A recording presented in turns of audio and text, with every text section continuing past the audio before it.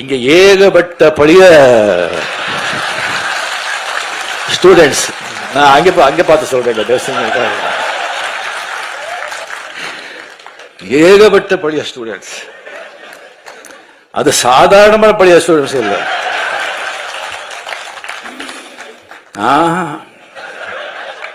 அசாத்தியமானவங்க. துரைமுருகன் சொல்லி ஒருத்தர் இருக்காரு. கலைஞர் கண்ணிலேயே முதலிட்டு ஆட்டினவர் அவர். Stalin sir, hats off to you.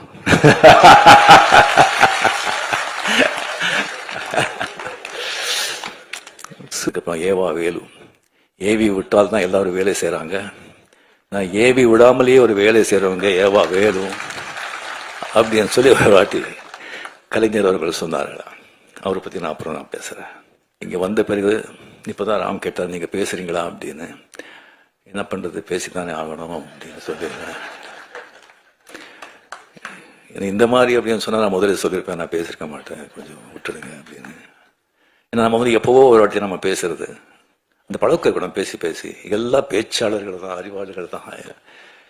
So அந்த அறிவார்ந்தவர்கள் இருந்த சபையில வந்து நீ பேசாம இருக்கிறது தான் ரொம்ப அறிவாளித்தனம் அப்படின்னு சொல்லுவாங்க.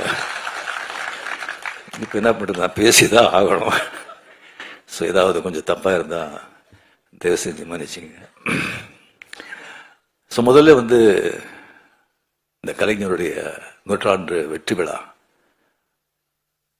அவருடைய உடன்பிறப்புகள், முதலமைச்சர்கள், அவருக்கு இந்த ஆண்டு பூரா அந்த கொண்டாடின விதம் இருக்க, எத்தனை மாவட்டங்கள், எத்தனை விதமா.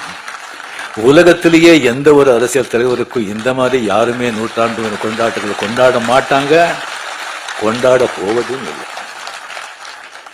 எந்த அளவுக்கு அவர் மேல ஒரு அன்பு,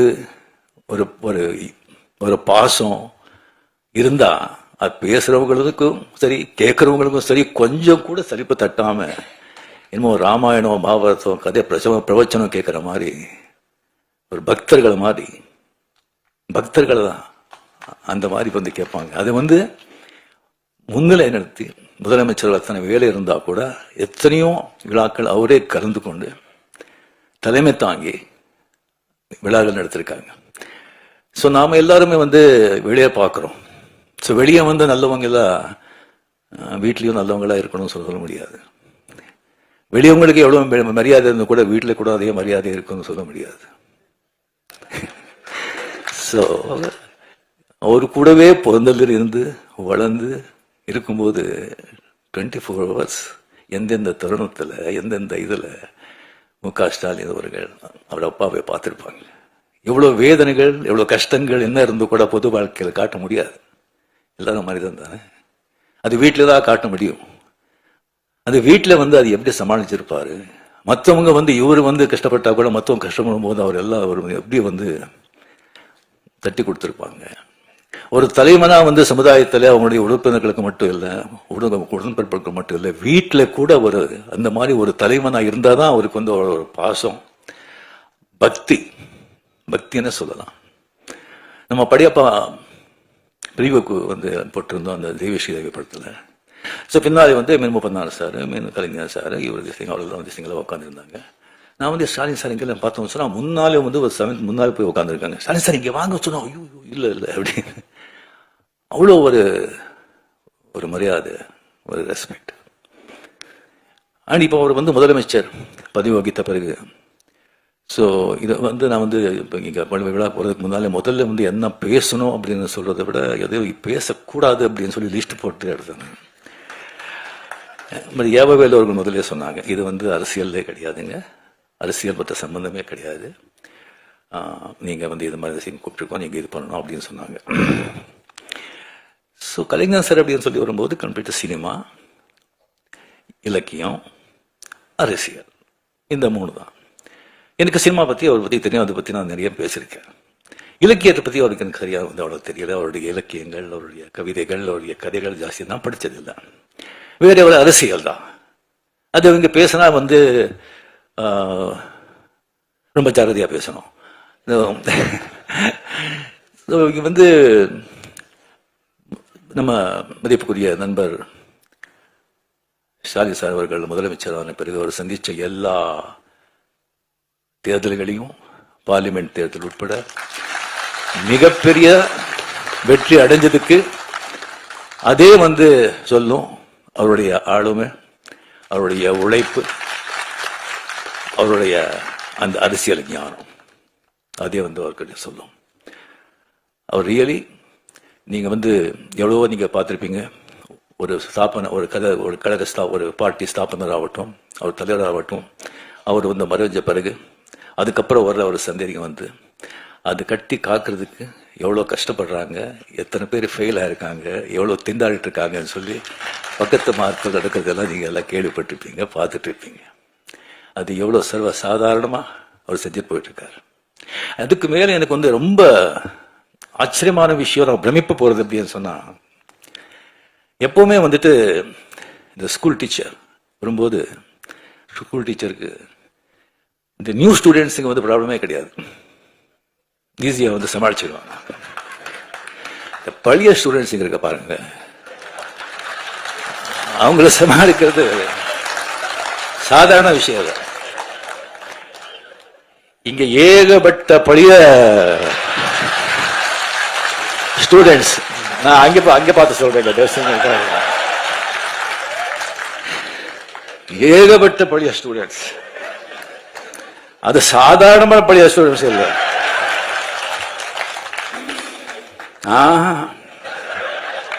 அசாத்தியமானவங்க. எல்லாருமே ஃபெயில் ஆயிட்டாங்க, இல்ல ஒரு ரேங்க் வாங்கிட்டு அந்த கிளாஸ் விட்டு போக மாட்டோம்னு உட்காந்துருக்காங்க.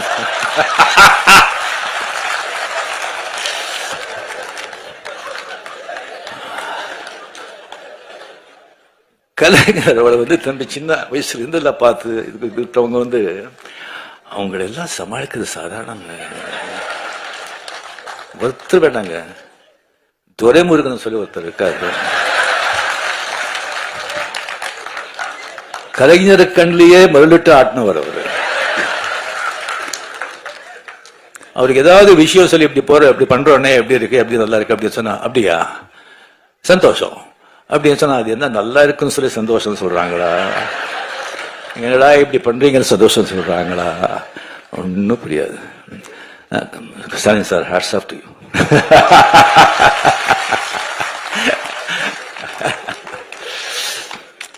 ஸோ இந்த புத்தகத்தை, இந்த அருமையான ஒரு புத்தகத்தை அவர் வெளியிடுறது மிக மிக சந்தோஷம். அது அவர் கையால இந்த அருமையான புத்தகத்தை நான் வாங்குறதுல நான் பெருமைப்படுறேன். இந்த விழாவின் உண்மையான நாயகர் ஏவா வேலு அவர்கள். எனக்கு அவ்வளவு ஜாஸ்தி அவரை பத்தி தெரியாதுங்க. எனக்கு பிகாஸ் அந்த கலைஞர் கூட ஜாஸ்தி ரொம்ப பழக்கம் இருக்கிறதுனால எனக்கு மதிப்புரிய வீராசாமி அவர்கள், துரைமுருகன் அவர்கள், டி.ஆர். பாலு அவர்கள், முரசலிமான் அவர்கள், அந்த மாதிரி நான் பழகி மற்றவங்க கிட்ட அவ்வளவு பழக்கம் இல்லை, அவ்வளவு எனக்கு தெரியல. ஸோ விவரமா தெரியல. அதுக்கு எப்போ திருவண்ணாமலையில நம்ம லால் சலாம் அந்த ஷூட்டிங் இருக்கு ஒரு 3 வாட்டி அங்கே போயிருந்தேன். அங்கே போகும்போது அவருடைய அந்த காலேஜ் கெஸ்ட் ஹவுஸ்ல கலைஞர்களை தங்குறதுக்காக ஒரு ஸ்வீட் கட்டிருக்காங்க. சிஎம் போனா கூட அங்கேதான் தங்குவாங்க. அந்த ஸ்வீட் தான் எனக்கு கொடுத்தாங்க. அங்கே கொடுத்து எனக்கு எப்படி பார்த்துக்கிட்டாங்கன்னு சொன்னா, ஒரு சொந்த பிள்ளை அந்த மாதிரி ஒரு அன்பா அவருடைய பையனையே அங்கே வச்சுட்டு கம்ப்ளீட் அந்த காலேஜ்ல எப்படி இருக்குன்னு சொன்னா, மை காட், நீங்க பார்க்கணும். அவ்வளோ ஒரு கிளீன், நீட், ஒரு கம்ப்ளீட்டா ஒரு டிசிப்ளின். அத்தனை ஸ்டூடெண்ட்ஸ் இருப்பாங்க, ஒரு சத்தம் இருக்காரு. அவங்க அத்தனை பேர் இருந்தா கூட யாருமே இருக்கும்போது ஒருத்தர் கூட டிஸ்டர்ப் பண்ணல. ஃபேன்ஸ் ஆகட்டும், ஸ்டூடெண்ட்ஸ் ஆகட்டும், அவ்வளோ பெரிய ஸ்ட்ரிக்ட் கரெக்டா. அங்கே ஒரு சமையல்காரர் இருக்காரு, ஒரு மீன் குழம்பு பண்ணாரு, வாழ்க்கையில அந்த மாதிரி சாப்பிட்டதே கிடையாது. இது ஐயா சாப்பிடுறாரு சொன்னா, இல்லைங்க அவர் சாப்பிட மாட்டாரு. அவர் அவர் சாப்பாடு பார்த்தா கடும் ஏழையை விட மோசமா சாப்பிடுறாரு. இல்லை, அதனாலதான் உடம்பு நல்லா இருக்கு. ஸோ அந்த மாதிரி அவர் பார்த்துக்கிட்டு அவர் 2 வாட்டி கிட்ட பார்த்து சிஎம் எல்லாம் தலைவர் கேட்டுட்டே இருக்காங்க, எப்படி நிமிஷம் நல்லா இருக்காரா, கரெக்டாக பார்த்துக்கிறாங்களா அப்படின்னு கேட்டுட்டு இருக்காங்க. எல்லாம் சரியா இருக்கா, என்னங்க இதை விட என்ன வேணும் அப்படின்னு சொல்லி அவருக்கு ஒரு கைமாறா நாம என்ன பண்றது அப்படின்னு சொல்லி ஒண்ணுமே எனக்கு புரியல. நல்ல வேளை அவர் உங்களை பார்க்கணும் அப்படின்னு சொல்லி வந்தாங்க. நான் ஏதோ ஒரு கல்யாணத்துக்கோ சம்திங் எது இருக்கும்னு சொல்லி வரும்போது இந்த புத்தகத்தை பற்றி சொன்னாங்க. இல்லைன்னா டெஃபினெட்லி நான் வந்து கொஞ்சம் விழான்னு சொன்ன கொஞ்சம் நான் அவாய்ட் பண்ணுவேன். இது மாதிரி சொன்னாங்க. இந்த புத்தகத்தை வந்து நான் வந்து எழுதியிருக்கேன். அது ரொம்ப நாளாச்சு அது எழுதி. நான் கலைஞர்கிட்ட கேட்டேன், இந்த மாதிரி ஒரு புத்தகம் எழுதியிருக்கேன்னு சொல்லி. யாரு கேட்டு யாரும் எழுதுற புக்கும் இருக்கிற வேறு வேலையே கிடையாதா அப்படின்னு சொன்னாங்க. இல்லை எழுதிட்ட, நான் ஒரு 3 தலைப்பு இருக்கு, அந்த தலைப்பு நீங்க தான் வந்து செலக்ட் பண்ணி கொடுக்கணும் அப்படின்னு. அது கலைஞர் ஒரு அன்னை, அந்த கலைஞர் செலக்ட் பண்ண தலைப்பு கரெக்ட் தானே? ஸோ அருமையான ஒரு தலைப்பு. இப்போ வந்து எல்லாரும் வந்துட்டு அந்த மார்க்ஸா கார்கே வந்து ஒரு எழுத்தின அந்த தாய் மதர் அந்த புத்தகத்தை பற்றி எழுதுனாங்க. அது ஒரு காவியம். அந்த மாதிரி ஒரு புத்தகத்தை வந்து யாரும் வந்து படிக்கிறவங்க வந்து படித்தா வந்து வாழ்க்கையில மிகப்பெரிய நீங்கள் வந்து மிஸ் பண்ணுறீங்க. தயவு செஞ்சு அந்த புத்தகத்தை ஒரு படிங்க. ஒரு ஆடளித்த வர்க்கத்துக்கும் ஒரு தொழில் வர்க்கத்துக்கும் இருக்கிற போராட்டம் புரட்சி. அந்த பாவேல் அப்படிங்கிற அந்த பையனை வந்து அந்த தாய் வந்து எப்படியெல்லாம் வந்து காப்பாத்துறா, எப்படியெல்லாம் அவனுடைய புரட்சி போராட்டத்துக்கு உதவி செய்யறா, எவ்வளவு சோதனைகளை சந்திக்கிறா அப்படிங்கறத நீங்க படிச்சா அந்த மாதிரி ஒரு காவியம். ஸோ அதுல தான் கலைஞர் வந்து சொல்லியிருக்காரு. அந்த புத்தகத்தை வந்து 3 வாட்டி படிக்கும்போது என்னுடைய தாயை நினைச்சு நான் வந்து கண்ணீர் விட்டேன் அப்படின்னு. ஸோ அவர் கூட வந்து படிப்பு சரியா போகாம போராட்டங்கள் சமூக நீதி சமூகம் அப்படின்னு சொல்லிட்டு 13-14 வருஷத்துல இருக்கும்போது அவர் தாய் வந்து அவருக்கு எவ்வளவு வந்து உதவியா இருந்தாரு அப்படிங்கிறது அவர் வந்து அதுல வந்து அவர் சொல்லியிருக்காரு. ஸோ இது வந்து இவா வேலு அவர்கள் கம்ப்ளீட்லி அதை முதல்ல வந்து நம்ம நினைவு மட்டத்துக்கு வந்து ஸ்டாலின் சார் தான் என்னை கூட்டிட்டு போறாங்க. அந்த உள்ள நான் போனது கிடையாது. அதான் இன்னைக்கு ஃபுல் மூண்டே வேற. எப்படி கற்றிருக்காங்கன்னு சொன்னா அது ஏவா வேலு அவருடைய அவரோட பார்வையில வச்சுதான் அது கற்றுக்காங்க சொன்னாங்க. சும்மா தாஜ்மஹால் மாதிரி. அதே மாதிரி கலைஞர் சார் பிறந்த அந்த ஊர்லயே வந்து ஒரு கலைஞர் கோட்டம் சொல்லி அந்த மாதிரி கற்றுக்காங்கன்னு சொல்லியிருக்காங்க. அதுவும் நான் வந்து நான் பார்க்குறேன். எந்த வேலை கொடுத்தாலும் அது வந்து கச்சிதமா செய்யற ஒரு ஏவா வேலு. இந்த புத்தகத்தை வந்து இந்த புத்தகத்தை முதல் திசைங்க நான் பார்த்த உடனே வந்து மிக மிக மிக அருமை. உள்ள இருக்கிற பிக்சர்ஸுங்க ஆகட்டும், அந்த பேஜ் ஆகட்டும், புத்தகத்தோட அந்த வடிவாகட்டும். அட் த சேம் டைம் இப்போ வந்து இந்த ஸ்ரீராம் சொன்ன மாதிரி அடிகால் சொன்ன மாதிரி அது வந்து அது குரல், அது கலைஞர்களுக்கும் அந்த குரல் திருக்குறள் எவ்வளவு பிடிக்கும் அப்படிங்கிறது எல்லாருக்குமே தெரிஞ்சது. அந்த குரலை வந்து ஒன்னொன்னு எழுதி அதுக்கப்புறம் வந்து கலைஞருடைய அது வந்து அதோடைய விளக்கத்தை கொடுத்து அந்த குரல் மாதிரி கலைஞர் எப்படி வாழ்ந்தார் அப்படிங்கிறது ஒரு அத்தியாயமா பண்ணியிருக்காங்க. அதனால தான் ஒரு காவியம் ஆயிருக்கு. அருமையான ஒரு காவியம். ஸோ அது வந்து முன்னுரை கூட இங்க வந்து அடிகால் சொன்ன மாதிரி சிஎம் அவர்கள் மிக அருமையாக எழுதியிருக்கார். அந்த முன்னுரை அருமையான புத்தகம். பட் என்னன்னா விலை தான் ஜாஸ்தி, 1000 ரூபாய். பட் இந்த அந்த குவாலிட்டிக்கு வந்து டிஃப்ரெண்ட், அது தேவை. பட் எல்லாரும் அதை படிக்கணும். நெக்ஸ்ட் பண்றது எல்லாம் கொஞ்சம் கம்மி விலை பண்ணா எல்லாரும் நிச்சயமா அதை வந்து படிக்கணும்னு சொல்லிட்டு நான் வந்து நைட் பண்ணிக்கிறேன். ஸோ இந்த காவிய நாயகன் என்னுடைய அருமை நண்பர் அமரர். கலைஞர்களை பற்றி நான் என்னத்தனை பேசுறது, படங்கள் அவர் பண்ண படங்களை பற்றி நான் வந்து பேசிட்டேன். அதுக்கப்புறம் வந்து அவருடைய நான் சொல்லி இலக்கியத்தை பற்றி அவ்வளோ ஜாஸ்தி எனக்கு தெரியாது. அண்ட் அரசியல் வாழ்க்கை பற்றி எல்லாருக்குமே உங்களுக்கு தெரியும். அவர் அரசியல் வாழ்க்கை இப்போ வந்து ராஜ்நாத் சிங்கை வந்து அவரை பற்றி ½ an hour அவர் பேசியிருக்காங்கன்னு சொன்னா அதை ராஜ்நாத் சிங் மட்டும் பேசிருக்க மாட்டாங்க, மேலிருந்து ஒரு உத்தரவு வந்திருக்கும். ஸோ அவர் வந்து எல்லாராலையும் வந்து அந்த மாதிரி ஒரு பாராட்டி மகிழ்ற ஒரு மனிதர். அபூர்வங்க, ரொம்ப அபூர்வம்.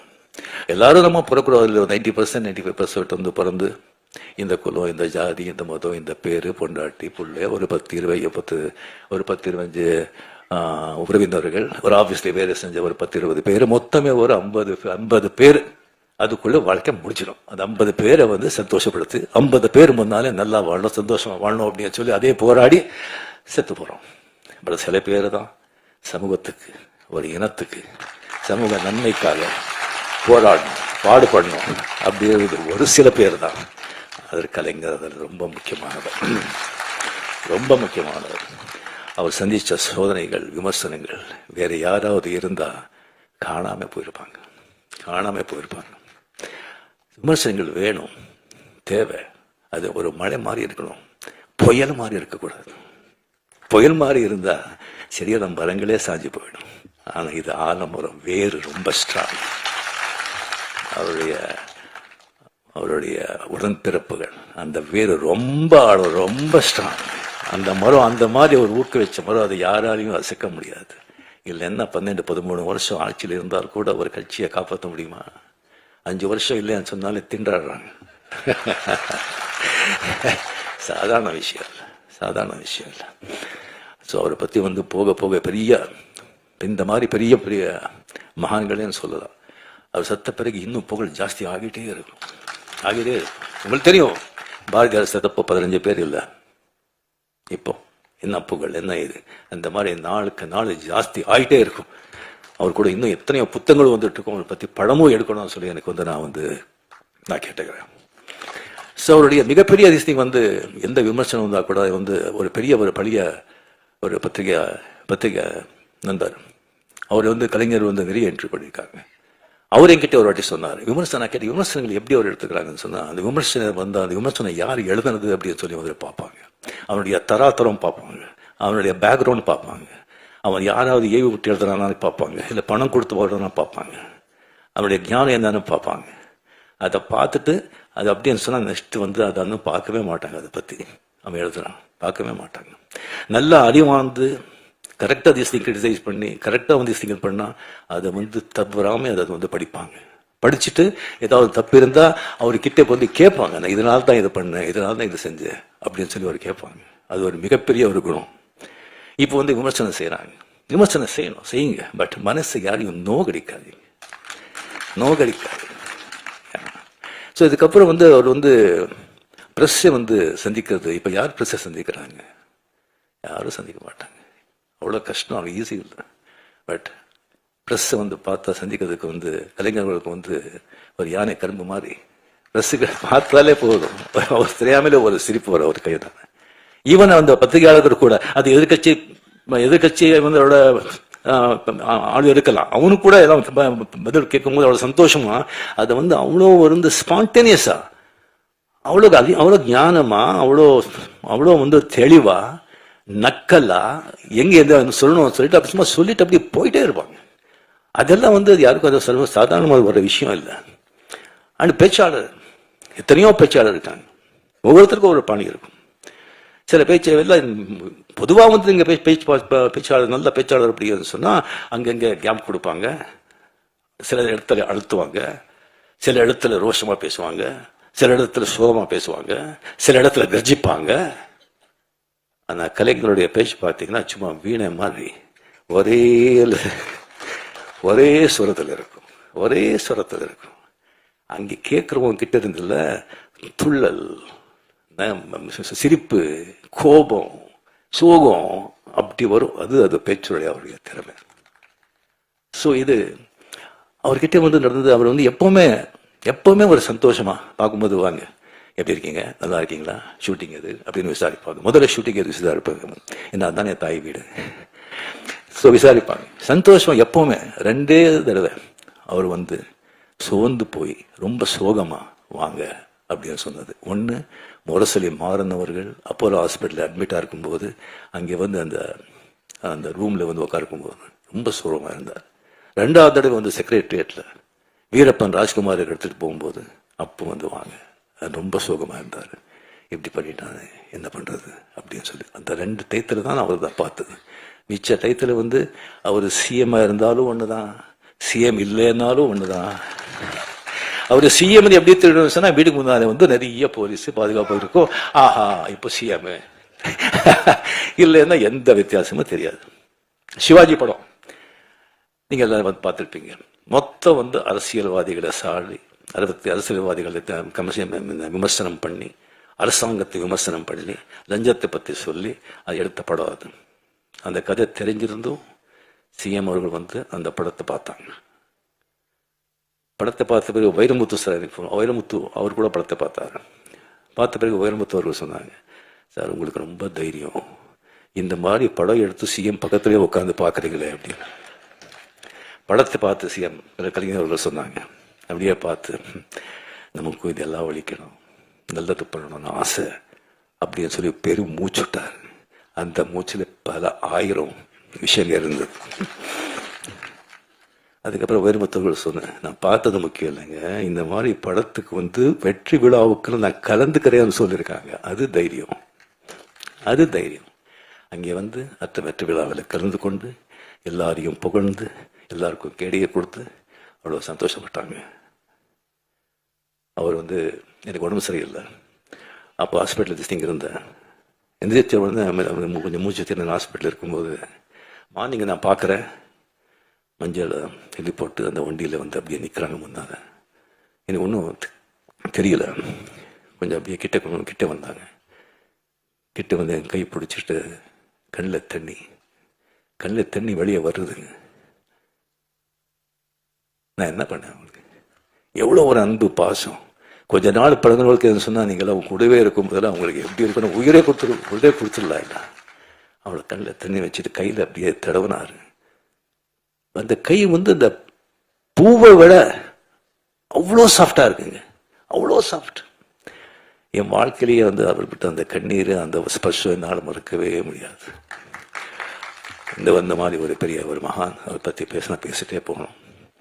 ஸோ அந்த ஒரு அருமையான ஒரு புத்தகத்தை எனக்கு அதை வெளியிட்டு அது எனக்கு வாங்குற அந்த வாய்ப்பு எனக்கு கொடுத்ததுக்கு வேலூர்களுக்கு மனமார்ந்த நன்றி, சிஎம் அவர்களுக்கு மனமார்ந்த நன்றியை தெரிவித்துக் கொண்டு என் பேச்சை முடிச்சுக்கிறேன்.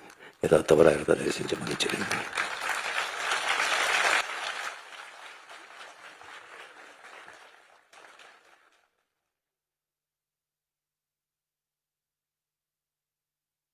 நன்றி ஐயா.